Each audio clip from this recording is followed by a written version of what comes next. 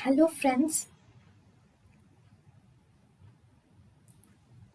welcome to Creative Medicine. In this lecture, we will learn about A patient presents with discharge from per vaginum and evaluated on an endocervical biopsy. Chlamydia was formed.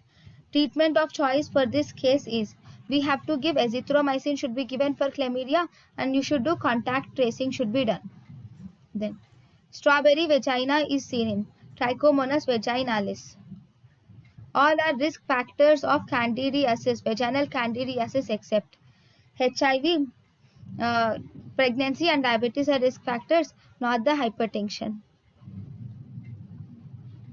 Clue cells are seen in bacterial vaginosis.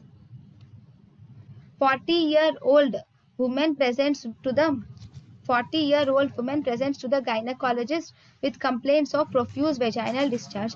There is no discharge from the cervix.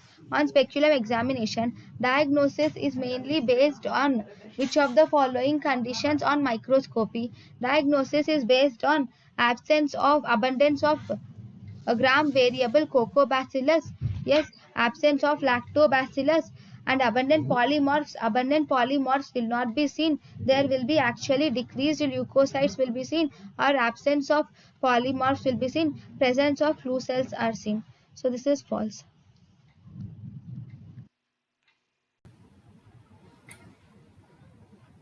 thank you and thank you for watching.